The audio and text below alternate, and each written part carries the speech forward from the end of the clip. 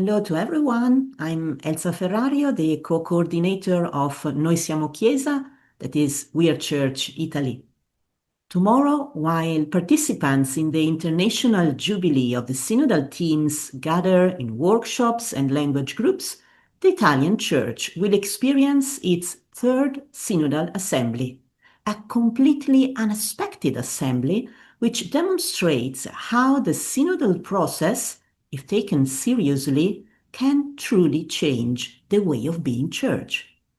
At the end of March, beginning of April, the Second Italian Synodal Assembly was convened to approve a final document, the so-called 50 Propositions, which the Bishops' Conference would then promulgate at its assembly in May.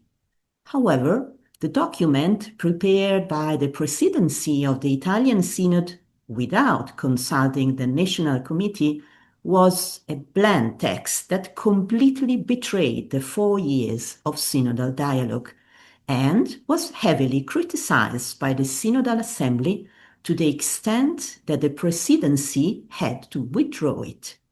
The Bishops' Conference had to postpone its annual assembly for the first time, and a new Synodal Assembly was convened to be held tomorrow to discuss a new text.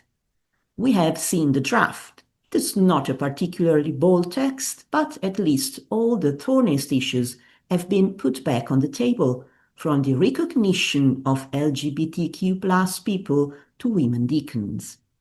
On this very topic, we are still awaiting the conclusions of the Second Study Commission on the Female Diaconate, appointed by Pope Francis in 2020, following the requests of the Amazon Synod, and of one of the 10 study groups established by Francis himself in 2024 at the end of the First Assembly of the Universal Synod, the only study group whose members are unknown, which coincides with the Dicastery for the Doctrine of the Faith.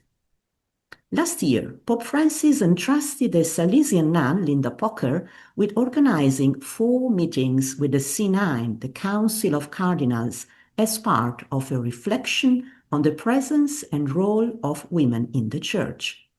The Pope and the cardinals listened to female theologians, economists, canon lawyers, religious women, and even a female Anglican bishop, who explained how her church came to recognize the ordination of women. It is very interesting what Bishop Joe Bailey Wells said. It was possible to ordain women first as deacons, then as priests, and finally as bishops, because the 42 provinces of the Anglican Communion have the possibility to accept or oppose the ordination of women. Could this be the solution also for the Catholic Church, as has already happened with the male diaconate after the Second Vatican Council? That is, to recognize unity in diversity, on the one hand, so as not to clip the wings of bishops' conferences that are calling for female ordination, and, on the other, so as not to force bishops' conferences that do not feel ready for this step.